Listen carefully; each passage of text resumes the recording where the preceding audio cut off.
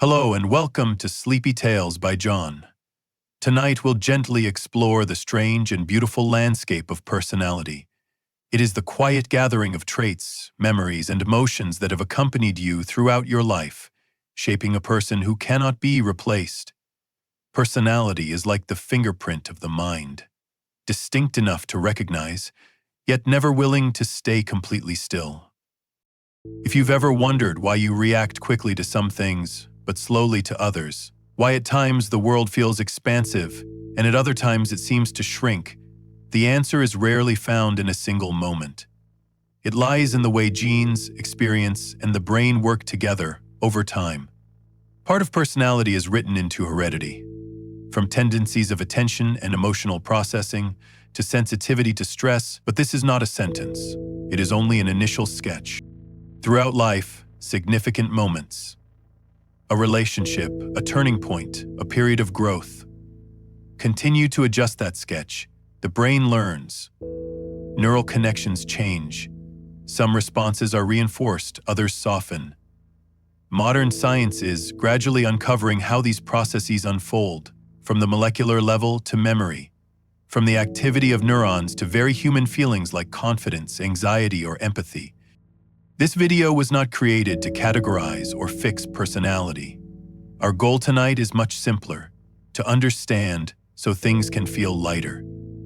To understand that many of the things you feel are not random, nor are they personal failures. They are the result of biological systems doing their best to help you adapt and survive. If you enjoy quiet journeys like this, you can like, subscribe, or share a thought below. That helps others find their way here too, one person at a time. And now, take a deep breath, let your eyes grow heavy, and allow the quiet wonder of the mind to hold your thoughts. Let us begin. All right. When the idea of who am I is no longer a tense question but becomes a gentle curiosity, we can go a little deeper, not to find a final answer, but to see where the story begins. Not in memory, and not in circumstances, but in very small lines that existed even before you knew you were here. DNA. Inside every cell of your body is a manuscript. It does not tell the whole story of your life, but it notes a few important things. These notes are not written in words, but in sequences of molecules. They influence how your brain responds to reward, to stress, to novelty, to the emotions of others. They contribute to what you notice easily, what you worry about, what calms you, how easily you connect, or how much personal space you need.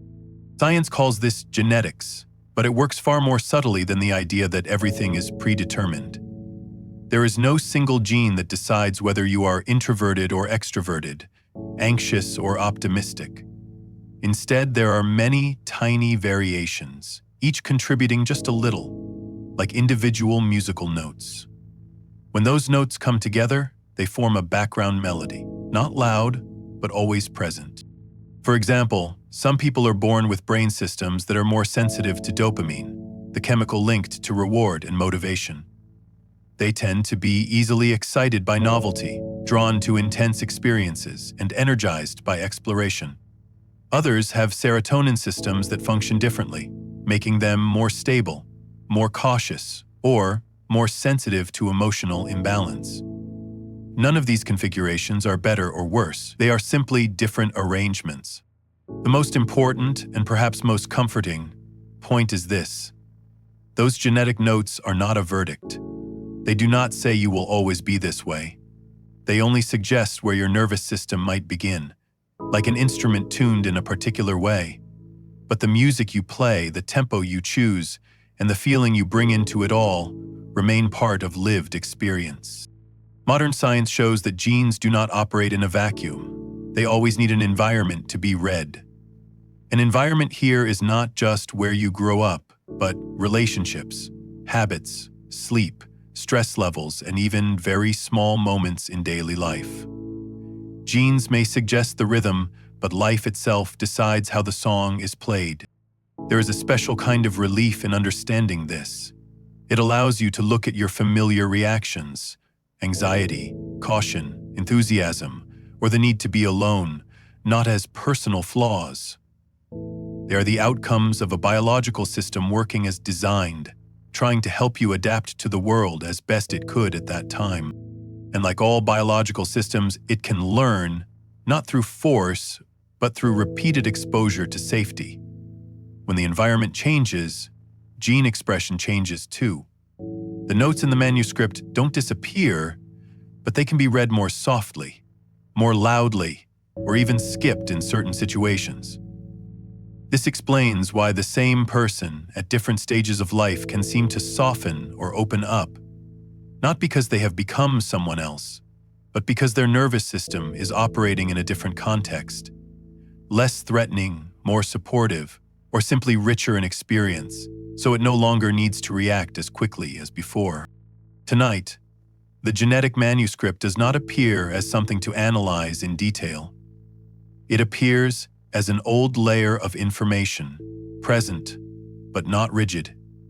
It reminds us that you did not start from zero, and you are not trapped by what was written early on.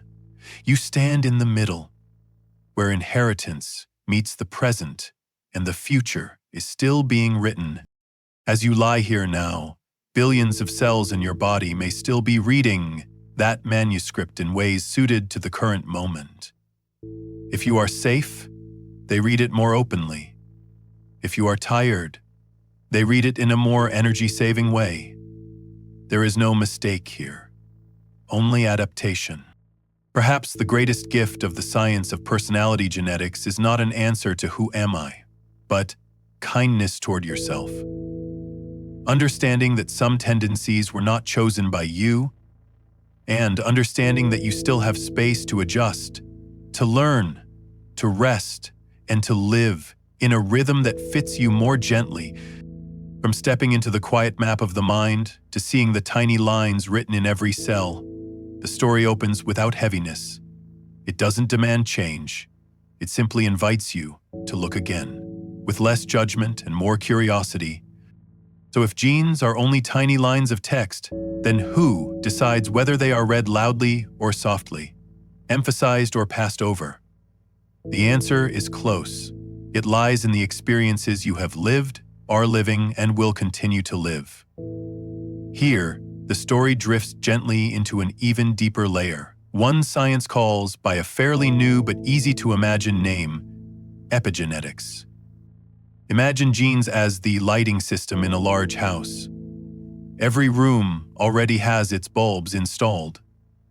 But whether the lights are bright or dim, warm or cool, strong or soft, that is not decided by the bulbs. It is decided by the switches. Epigenetics is those switches.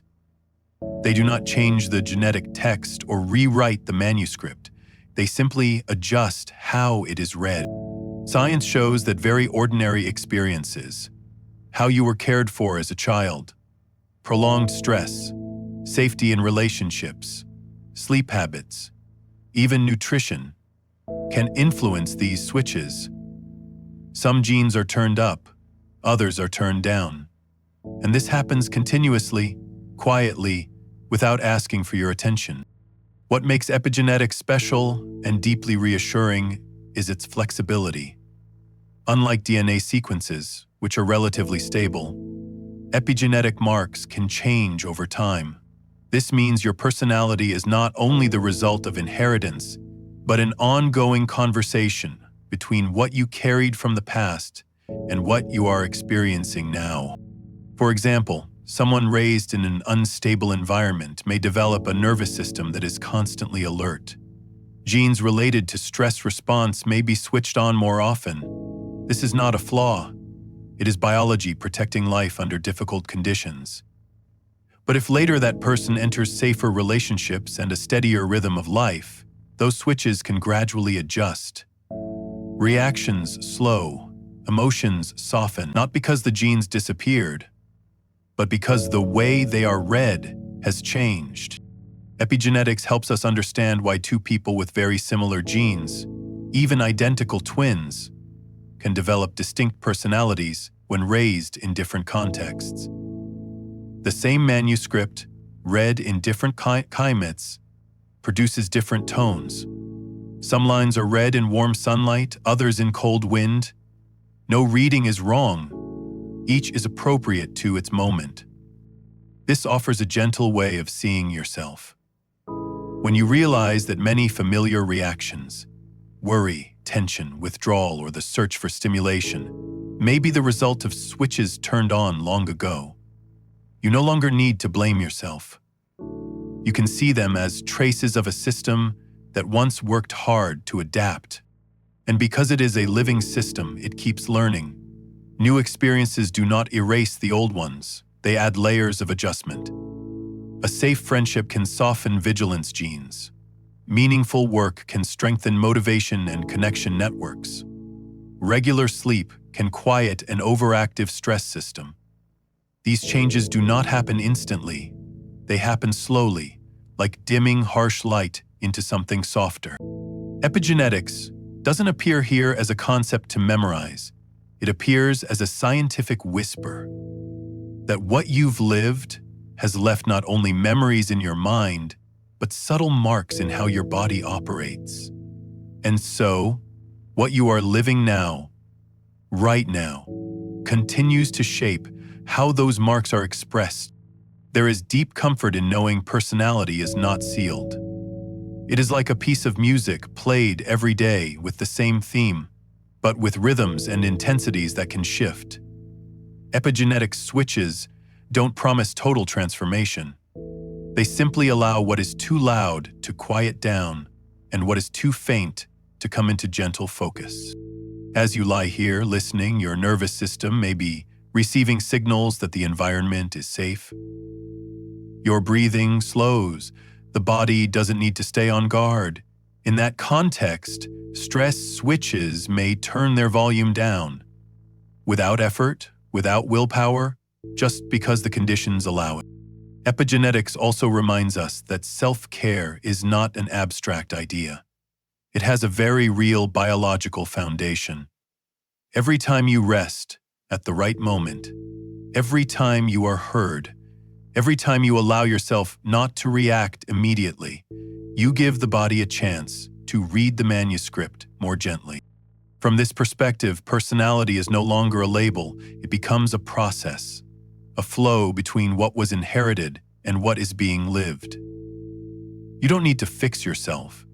You only need to continue living in conditions that let your system operate with less tension, more accuracy, and better energy use.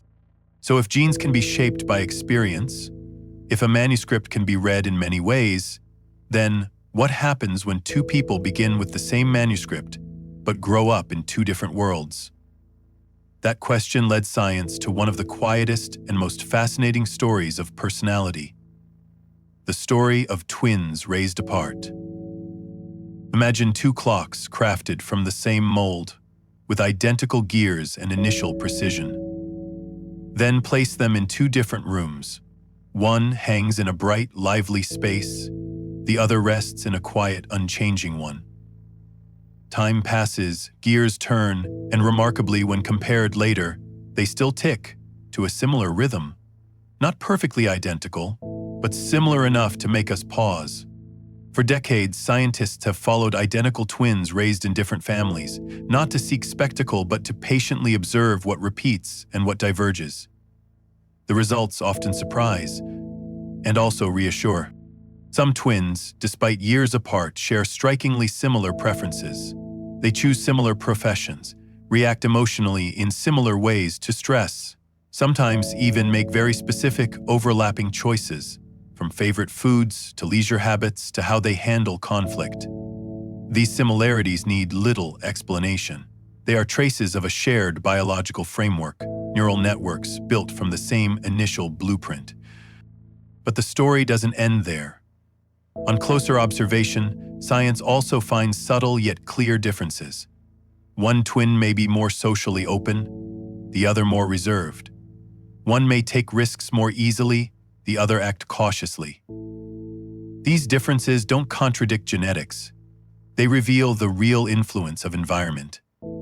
How each person was responded to, encouraged, or constrained while growing up. If genes build the frame of a painting, environment applies the color day by day. The same frame, but the shades, contrasts, and blends will never be exactly the same. And that is why even biologically identical twins remain two distinct individuals. Science approaches this phenomenon with humility. It doesn't claim genes decide everything, nor does it say environment can erase inheritance. Instead, it offers a soft truth. Nature builds the frame, nurture paints the picture, and the final image is always the result of both, interwoven beyond separation. Interestingly, when researchers ask twins raised apart about their sense of self, many describe a familiar feeling when they finally meet, as if looking into a slightly warped mirror. They see features much like their own and also edges they do not possess. The experience is rarely unsettling. More often, it brings a quiet recognition that people can be similar without losing their uniqueness. From tonight's sleepy point of view, the twin story isn't here to make you think harder. It's here to soften a very common fear. The fear that if we are programmed in some way, then we will be trapped inside that mold forever. These studies suggest the opposite. No matter how solid the initial frame may be, life still leaves room to bend, adjust, and add new details. A person with a sensitive temperament can become exquisitely skilled at reading other people's emotions if they are nurtured in a safe environment. That same person, in a harsh environment, may develop into someone overly vigilant. The genes do not change, but the path those genes travel through life does. And right here is where the epigenetics we mentioned earlier meets the twin story. Over time, twins raised apart often begin to differ more at the epigenetic level. Gene switches reflect each person's lived history, stress, nutrition, daily rhythm, relationships. Everything leaves a trace. This is what makes two clocks keep the same basic beat, while the resonance of each tick is not exactly the same. There is something deeply human in this conclusion. It says you don't have to deny your origins in order to be free. You also don't have to fight your natural tendencies. Instead, you can understand your frame and then learn how to live so the colors blend more harmoniously. The twin story is like a soft resting point. It doesn't offer direct advice. It simply places you in front of a wider picture, where personality is no longer something to fix, but something to be read in the right context. As you lie still right now, your body is doing something similar. It isn't trying to change you into someone else. It is simply adjusting, balancing, and finding the most efficient way to function in the present circumstances. Like those two clocks, you have your own mechanism, but the environment around you, light, daily rhythm, safety, will shape how that mechanism sounds. And if you've ever wondered why you resemble other people in some ways, yet differ from them in very small but very clear ways, the answer is here. Not contradiction, not deviation, simply a picture painted from the same frame, but by different mornings, different seasons, and non-overlapping experiences. This story closes without a rigid conclusion. It leaves only a light feeling that human personality carries both order and freedom. It bears the imprint of nature, and it also opens to nurture. And in that overlap, each person is allowed to become an unrepeatable version, familiar enough to recognize and different enough to keep discovering. End of discovery. And as the story of the twins begins to settle, like two clocks no longer being held side by side to compare their beats, we start to notice something even more subtle. It isn't only genes or environment that create differences between people, but also the way each brain processes and distributes living energy. From here, our journey drifts very naturally toward a familiar crossroads that is often misunderstood: extroversion and introversion. And imagine your mental energy like a battery. Not a strong or weak battery, but a battery designed to charge and drain in different ways. There are batteries that recharge quickly through contact with the outside world, sound, people, movement, novelty. And there are batteries that hold energy best in quiet spaces, where thoughts can turn inward and connect with themselves. Neuroscience sees this difference not on the surface of personality, but in how the brain responds to stimulation. In people often called extroverted, brain networks related to reward and attention, especially dopamine-based systems, tend to respond more strongly to signals from the environment. A conversation, a crowded space, a new experience can make their brain light up like a system receiving power at exactly the right frequency. Energy comes from the outside, and they feel more awake, more alive when interaction is present. In contrast, in introverted people, the brain often works more deeply in networks associated with inner processing, recalling memories, imagining, reflecting on emotion, and connecting abstract ideas. For them, too much external stimulation can feel like switching on a light that is too bright in a room accustomed to softness. The energy doesn't disappear, but it drains faster. And to recharge, they need to return to quiet, where thought can flow slowly and seamlessly. The important thing is, this is not a conscious choice, nor merely a learned habit. It is a biological strategy. Across thousands of generations, humans have survived and adapted thanks to this diversity. Some people are suited to going outward, connecting, exploring what's new. Others are suited to staying, observing, thinking deeply, and holding accumulated knowledge for the community. Both kinds of batteries are necessary, and neither is more correct than the other. And yet, in modern life, these two energy paths are often measured by the same ruler. Extroverted people are easily seen as energetic and open. Introverted people are sometimes misunderstood as closed off or lacking confidence. But science shows that the difference lies in how the brain spends and restores energy, not in a person's worth. An introverted person can be very socially skilled if they have enough time to recover afterward. An extroverted person can also need private quiet, even if they do not always notice it. In truth, most of us live somewhere between the two poles, shifting with life stage, health, sleep, and the level of safety we feel in the world around us. Here the story of genes and environment appears again, but in a very gentle form.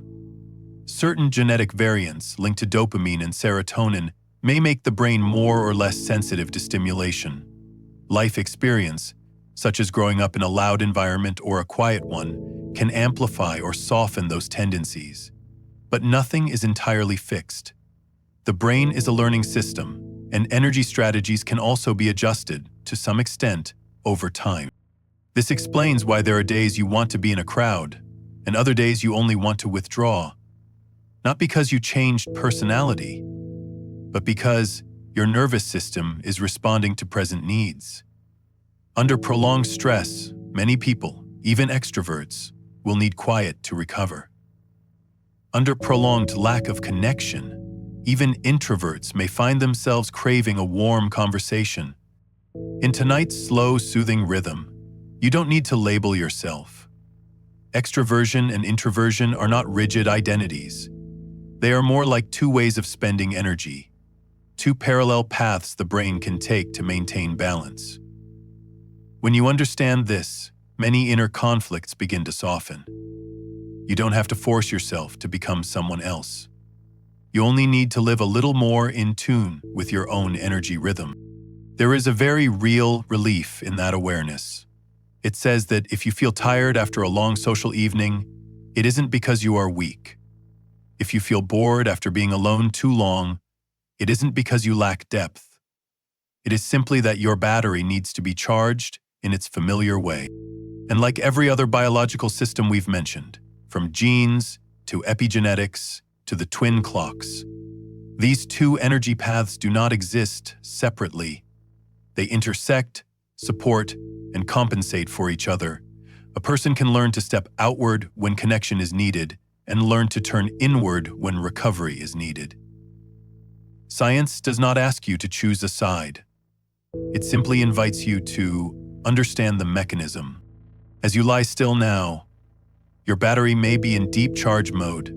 No new stimulation, no social response, just steady breathing and a slow stream of thought. Your brain, whether extroverted or introverted, is doing the same thing, optimizing energy for tomorrow. And in this quiet, when you no longer have to spend energy reacting to the world, you begin to hear the smaller rhythms inside. Silent connections between memory, emotion, and meaning. This is where introversion and extroversion stop being opposing poles and become two faces of the same intelligent living system.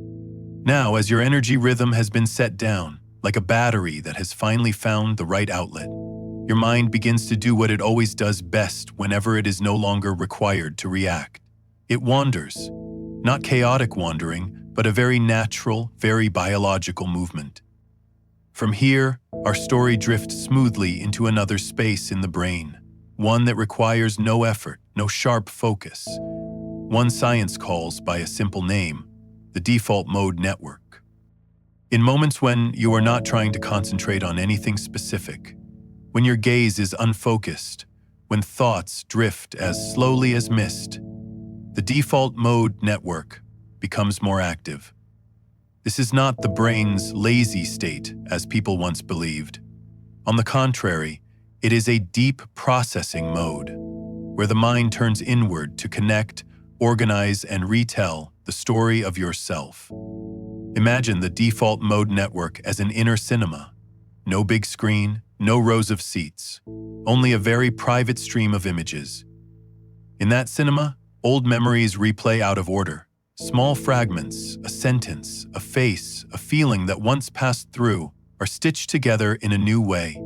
And from there, future scenes begin to appear, not as rigid plans, but as gentle experiments. What if I choose this? What if tomorrow is slightly different?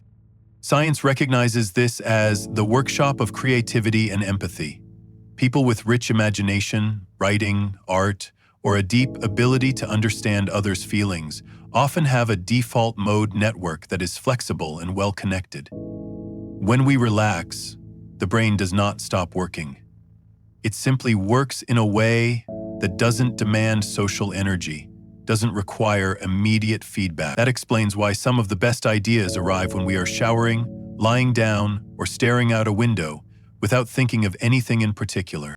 But like every other biological system, the default mode network is not purely good or bad. The same inner cinema, when it runs under safety, tells soft, connected stories. Stories that help you understand yourself and others. But when you are stressed, sleep-deprived, or carrying prolonged anxiety, that cinema may replay scenes you don't want to watch again. Then memory is no longer a gentle recall, but a loop. Imagination is no longer creativity, but negative prediction. The same nervous system, the same network, yet the music has changed. And this matters deeply, not because you are weak or overthinking, but because the default mode network is operating in a context of insufficient safety. Brain research shows that when anxiety dominates, the default mode network can get stuck in negative self-narratives, telling and retelling the story that something is wrong with me or things won't be okay. This is not a personal flaw. It is an old survival reflex where the brain tries to predict danger to protect you. The only problem is that, in modern life, many dangers are not truly threats, yet the brain still switches on the alarm mode. And this is where the introversion-extroversion story we just traveled through meets the default mode network. For introverted people, the default mode network is often stronger and more accessible. They are familiar with the inner world, familiar with thinking, imagining, reflecting. This can be a great gift for creativity and emotional depth. But without regulation, it can also tire them through too much thinking. For extroverted people, the default mode network may be quieter while they are interacting with the world. But when they are forced to stop, at night or when exhausted, that network can switch on suddenly, bringing thoughts that had no space to appear during the day. This is why some people are energetic all day, yet struggle to sleep at night, because the mind won't settle. What matters is this: The default mode network does not need to be turned off. It only needs to be placed in the right context. When you create a sense of safety through soft light, slow breathing, a lowered rhythm of life, the inner cinema naturally changes its program. Stress scenes fade, and softer streams of thought begin to appear. Meditation, deep sleep, and true rest don't erase the default mode network. They teach it to tell a different story. Instead of self-blame, it learns to observe. Instead of negative prediction, it learns to open to possibility. And instead of repeating fear, it begins to weave small dreams. Not loud, not dramatic, but enough for the mind to feel supported. And right now, as you listen to these words, your default mode network may already be open, without you doing anything at all.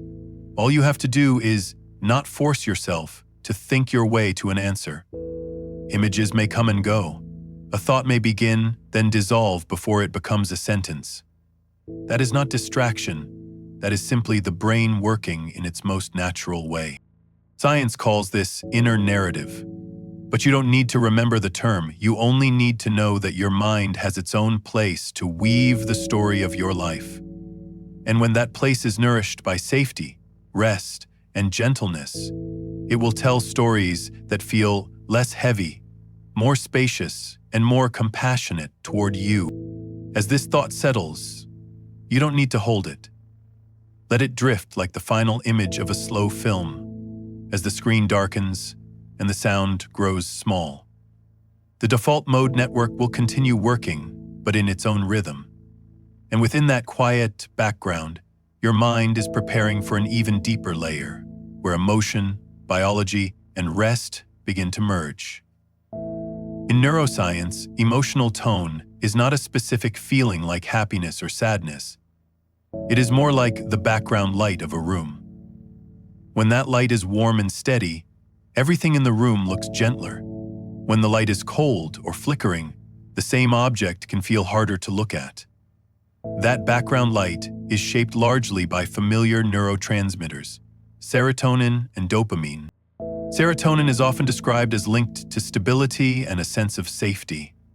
When the serotonin system is balanced, the mind tends to sway less, with small changes. Emotion isn't pulled too high, and it doesn't drop too low. Dopamine, on the other hand, is tied to motivation, reward, and a sense of excitement. It helps us move forward, seek what is new, and feel meaning when we reach a goal. Science shows that certain genetic variations can make each person's serotonin system or dopamine system a little more sensitive or a little less sensitive. This doesn't decide whether you will be happy or anxious for your whole life, but it can tilt the scale. Some people are born with an easier ability to stay steady. Others are more sensitive to stress, more easily triggered by change or uncertainty. This isn't an absolute strength or weakness. It is simply the sensitivity of the system. When you look at it this way, many things that once made us blame ourselves begin to have a softer explanation. If you become anxious faster than others, it isn't because you are weak. If you need more motivation in order to feel excited, it isn't because you lack effort. It may simply be the way your neurotransmitter systems were tuned from the beginning. And just like a musical instrument, retuning is possible. What makes this story hopeful is this: serotonin and dopamine do not operate in a vacuum. They respond strongly to environment and daily habits, daylight, sleep quality, movement rhythms, nutrition, and especially the sense of safety in relationships. Over time, all of these can adjust the emotional balance. For example, morning light helps synchronize the circadian rhythm, indirectly supporting the serotonin system. Deep sleep helps the brain rebalance neurotransmitters, reducing emotional noise. Gentle, consistent movement not only releases dopamine, it also helps the reward system run more smoothly, becoming less dependent on intense stimulation. These may sound familiar, but science confirms that they produce real biological changes, not merely subjective feelings. There is a common misunderstanding that optimism is a fixed personality trait. Either you have it or you don't.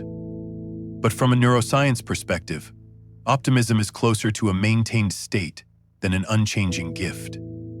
It depends on whether the serotonin system provides enough stable baseline so the brain is not always in alert mode, and whether the dopamine system receives enough healthy signals for the brain to feel it has a direction. This also explains why the same person can go through periods of life that feel very optimistic and other periods that feel heavier, not because they became a different person, but because the biological conditions around them changed.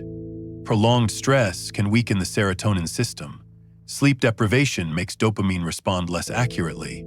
A low support environment makes the brain prioritize defense rather than opening into possibility. In the gentle flow of tonight's story, what matters is not memorizing the names of neurotransmitters, but understanding the rhythm. Your emotions do not appear randomly. They are supported or pulled downward by very real systems in the brain. And because these are living systems, they can be cared for. As you lie still right now, breathing slower, with softer light and less noise, your brain is receiving the signal that things are okay for the moment. In that context, the serotonin system has a chance to raise its baseline activity. Emotional swings become smaller. Dopamine doesn't need to demand new stimulation. It can rest or work at a just enough level. This is exactly why deep relaxation not only helps you sleep more easily, but also softens emotion itself. One very human point in modern science is this: it does not treat anxiety or sensitivity as a flaw that needs to be fixed. It sees them as signs of a system that once had to adapt. If you are sensitive to stress, your brain may have learned to react quickly in order to protect you.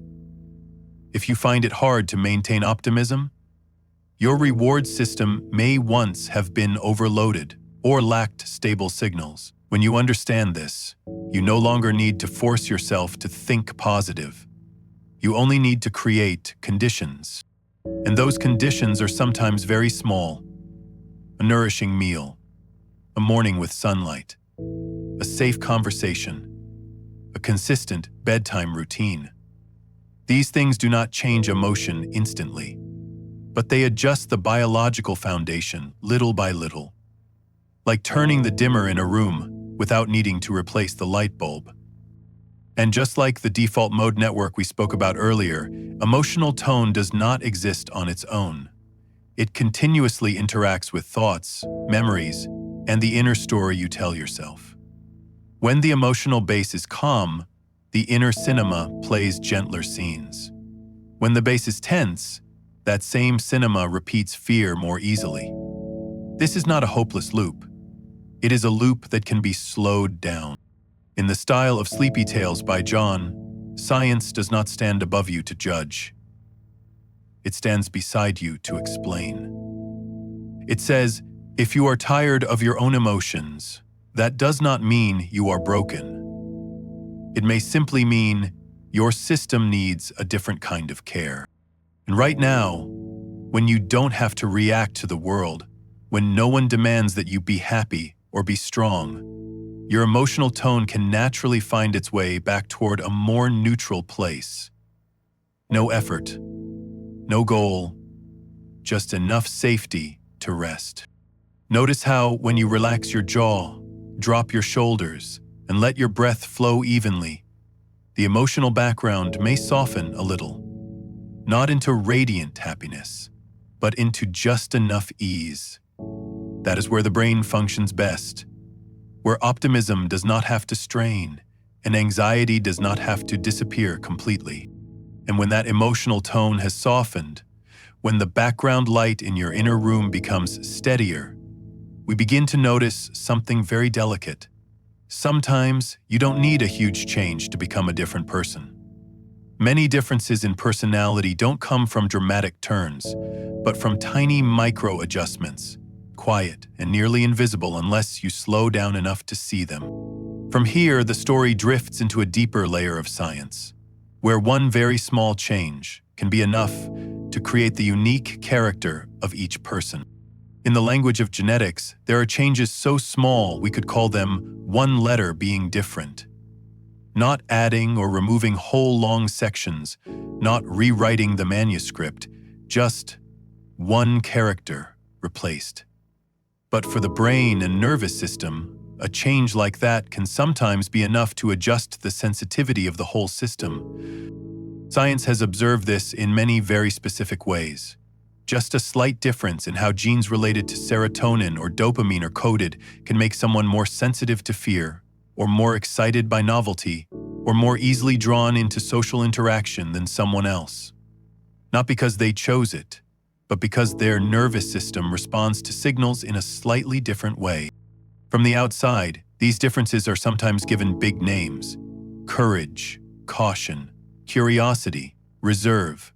But at the biological level, they are simply how the system has been fine-tuned. There is no right or wrong, only whether it fits the context of life. A very helpful image here is a musical instrument.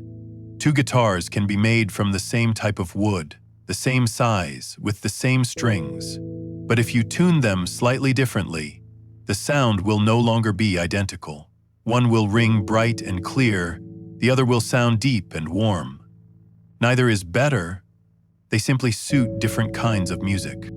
Human personality is like that too. Small biological fine-tunings create a wide spectrum of response styles. Some people are tuned to break forward, quick, bold, ready to step into the unknown. Others are tuned to keep things safe, watchful, risk-aware, protective of what already exists. If you look closely at evolutionary history, you'll see that both are necessary. A community made only of breakthrough types would fall into danger more easily. A community made only of safety keepers would struggle to adapt when the environment changes. This diversity is what helped humans survive. And because of that, science does not view personality differences as errors that need correcting. It views them as the result of a system optimized for many different circumstances. The important thing is, these fine-tunings are not an unchanging fate. They are like the way an instrument is tuned at one point in time. Over time, the strings can loosen, can be adjusted again, can adapt to the room and the player. Life experience, habits, a safe or stressful environment.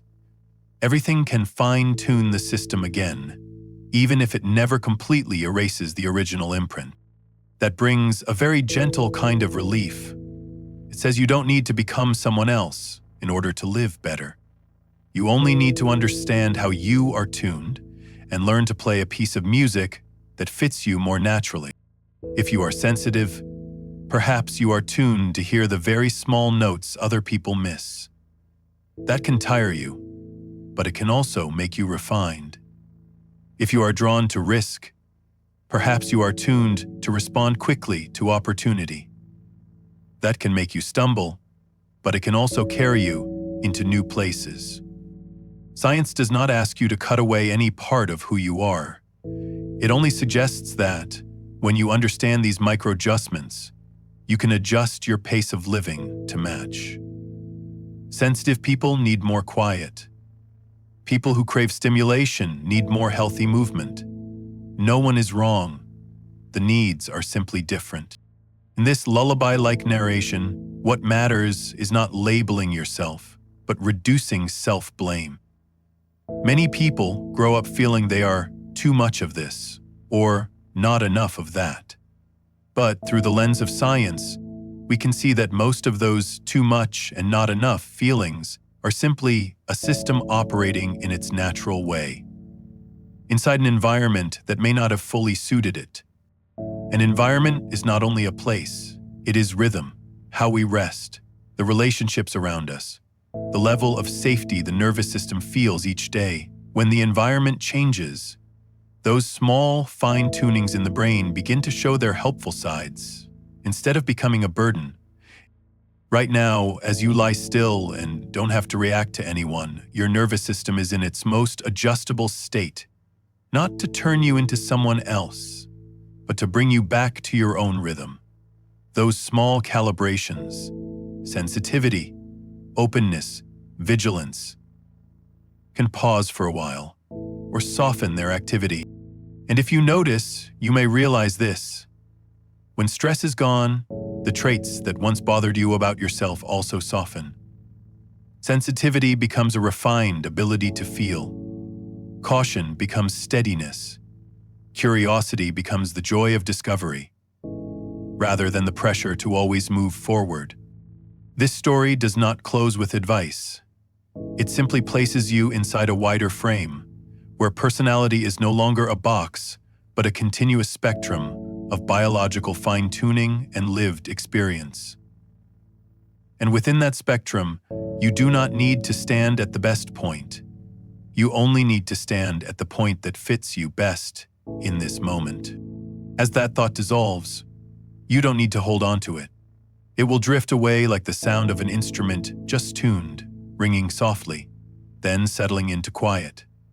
Ahead, the journey will lead us to deeper imprints.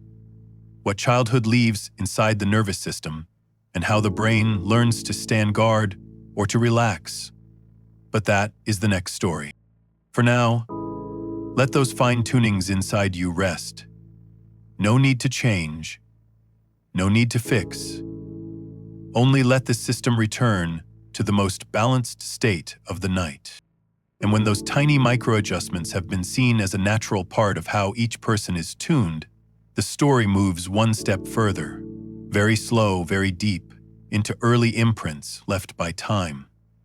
Because if genes are the manuscript, epigenetics are the switches, and micro-adjustments are how the instrument is tuned, then childhood is the first time that music is tested in a very small room. From here we enter the part about the vigilant nervous system, not to blame, but to understand. In developmental neuroscience, researchers have found that early experiences, especially prolonged stress in childhood, can teach the emotional system a very clear lesson. Stand guard. When the environment is unstable, when the adults around a child are inconsistent, when the need for safety is not met reliably, the child's brain has no other choice but to increase sensitivity. This is not a breakdown, it is adaptation. In those conditions, the nervous system learns to react faster. It scans smaller signals. It keeps defensive options ready. As a result, later in life, that person may become cautious, easily worried, easily exhausted by thinking, or, in another direction, exquisitely attuned to other people's emotions. All of it is the expression of a system that once had to work very hard to protect life.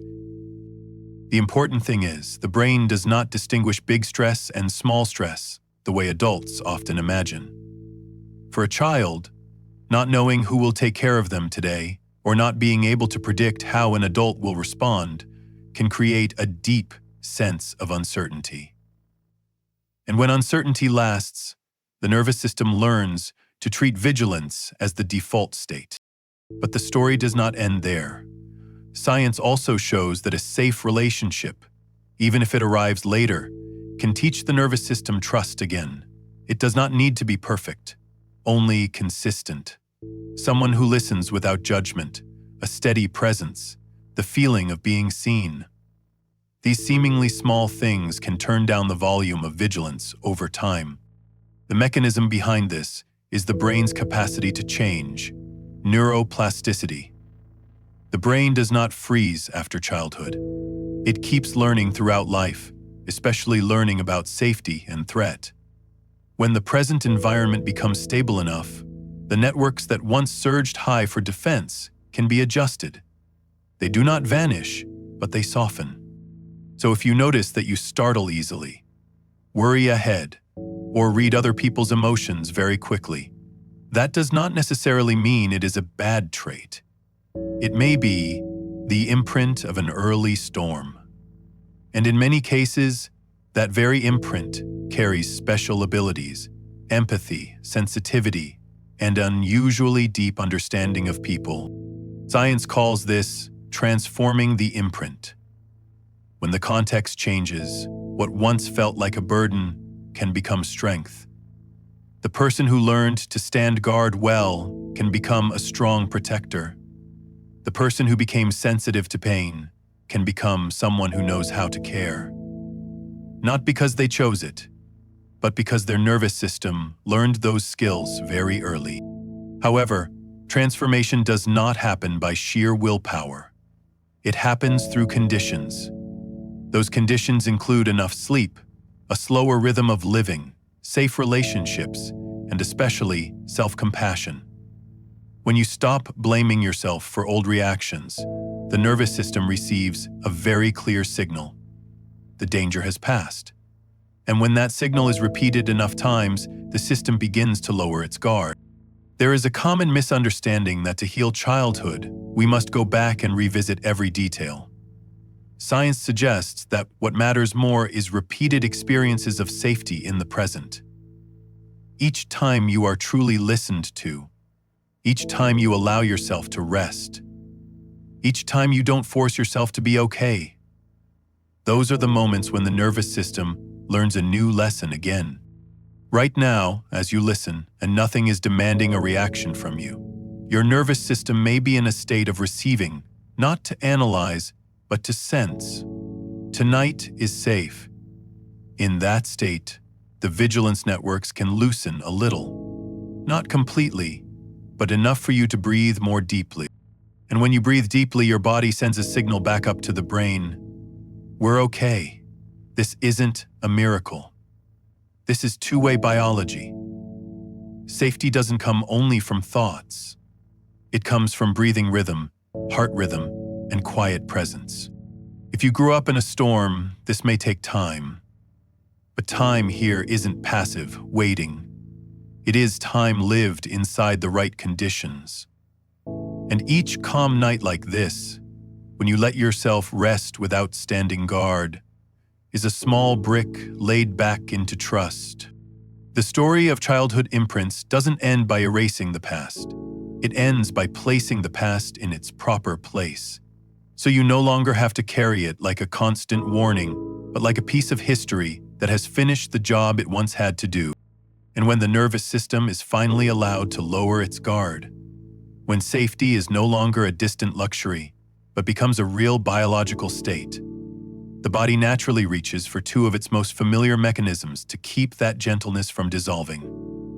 Not through positive thinking, not through willpower, but through processes programmed deep inside human biology. From here, the story drifts very slowly into two soft blankets the brain and body use every day to regulate mood: meditation and sleep. First comes meditation. Not meditation as a skill to become better, but meditation as a state where the brain learns not to react too quickly. When you sit still, when you simply follow the breath or sensations in the body, the brain doesn't stop working. It just changes modes.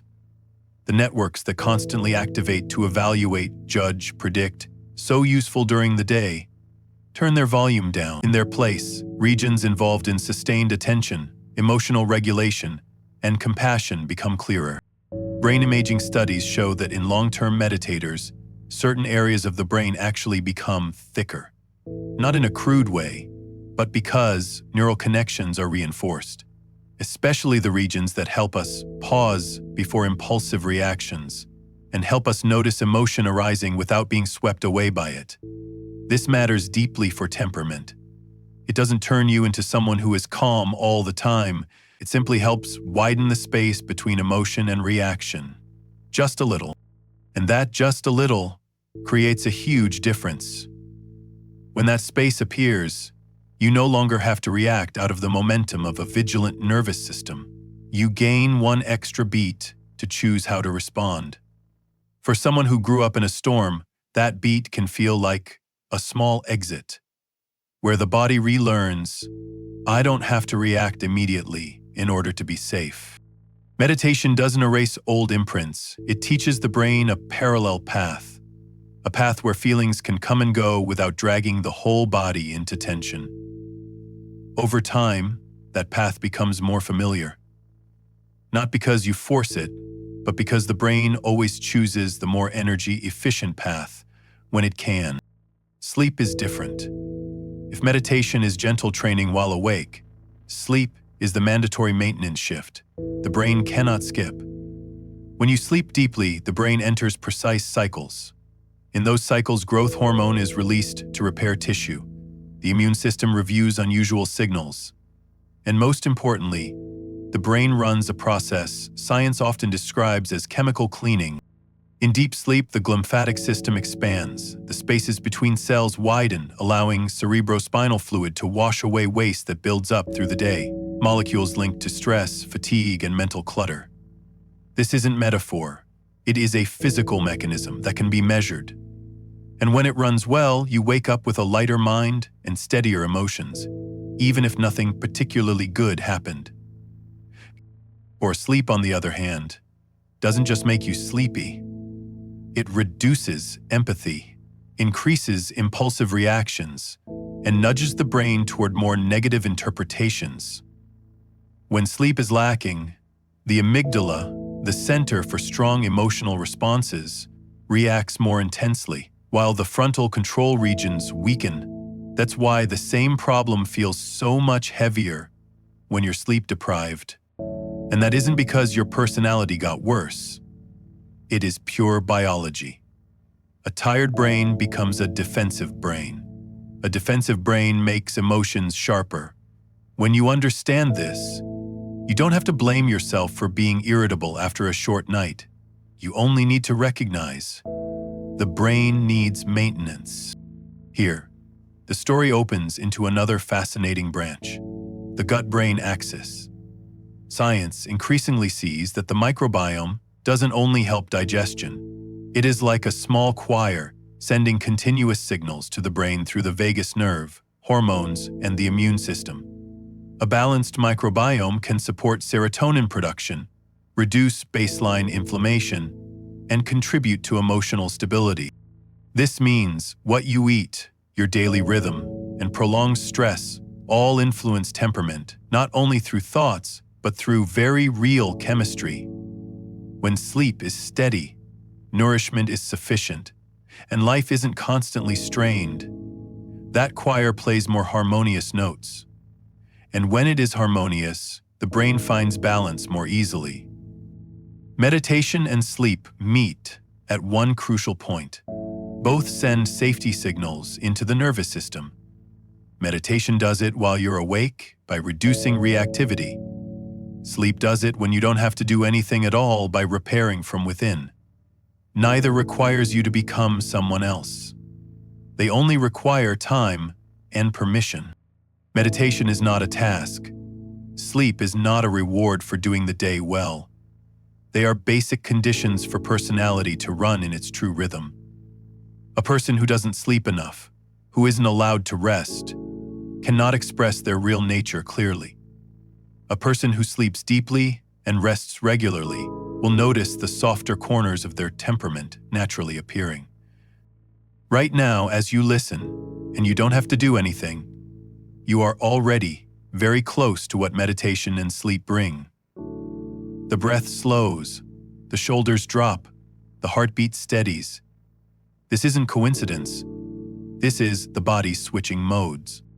You don't have to try to meditate, and you don't have to force yourself to sleep right away. Simply staying in this state a little longer is enough for the brain to receive the signal. It's time for maintenance. And when that signal becomes clear enough, everything else follows on its own. If you've ever felt frustrated with your own temperament, easily irritated, easily sad, easily exhausted, try looking at it through this lens. Perhaps that isn't your true self. Perhaps it is simply a system that hasn't been rested enough. And when that system is covered by two soft blankets, meditation and sleep, your gentleness returns on its own. Not because you changed, but because you finally rested. And in this moment, as the story settles, you don't need to carry anything with you. Let the breath continue evenly. Let the body keep softening. Meditation has already begun, even if you never name it. Sleep is drawing close, even if your eyes are still open. Ahead, the story will touch the final deep layer, where personality, belief, and the way we live merge into one ecosystem. But that is later. For now, let these two soft blankets rest on you and do what they do best. Keep your mind warm enough to drift into rest. And when those two soft blankets have settled over the nervous system, meditation while awake, sleep when you let go. Temperament steadies like a lake after wind. In that state, we can look back at the whole of personality, not as a list of labels, but as pieces gently finding their right places. From here, the story closes very slowly, very softly, by fitting those pieces together, not to judge, but to live in a rhythm that suits you. First is dopamine, the familiar messenger we've met again and again. The same reward, a compliment, a new experience, a goal achieved, can land differently in each brain. For someone more outward-facing or with a more sensitive dopamine system, that reward lights up motivation and brings a spark of momentum. For someone more inward-facing or with a lower threshold, that same stimulation can become overload more quickly, not because they lack enthusiasm, but because their brain spends energy differently. When you understand this, comparison begins to fade. A different question appears: what dose is right for me? Some people need more stimulation to feel alive. Others need quiet to stay balanced. Living in rhythm doesn't mean avoiding the world.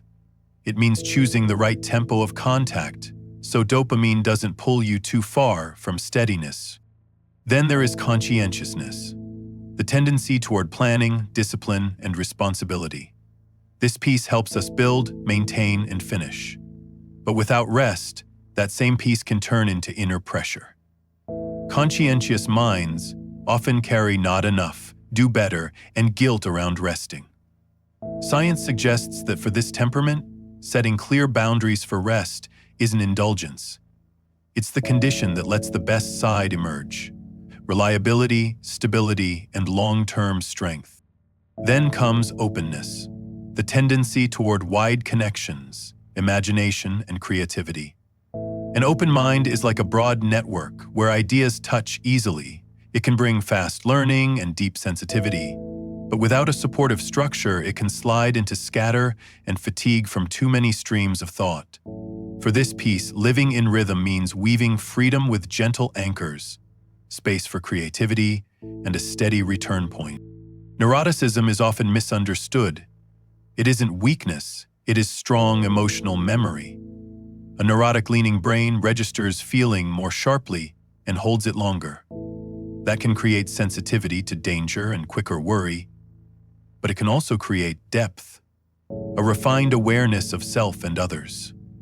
In safety, it becomes intuition and insight. Without safety, it becomes weight. So the key isn't be less sensitive, the key is be more safe through sleep, stable rhythm, and trustworthy relationships. Finally, agreeableness, the ability to harmonize, to empathize, to make peace. This peace helps communities run softly. But high agreeableness can lead to emotional depletion without boundaries. Living in rhythm here means learning to say no gently and remembering that caring for yourself doesn't reduce kindness. It makes kindness sustainable. When you see each piece this way, one truth becomes clear: no piece needs to be removed.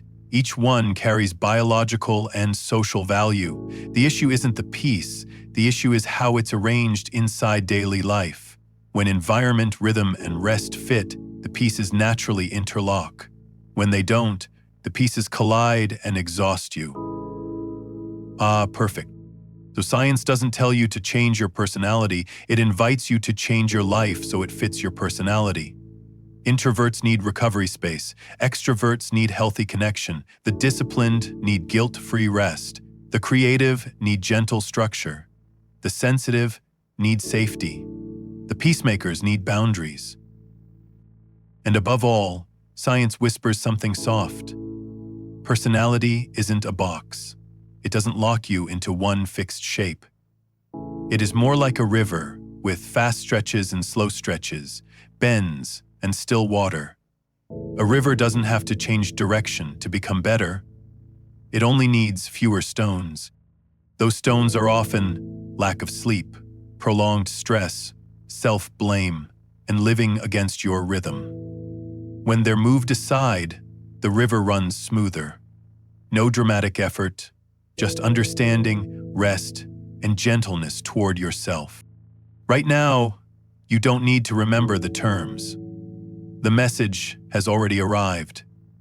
You don't have to fix yourself to deserve rest.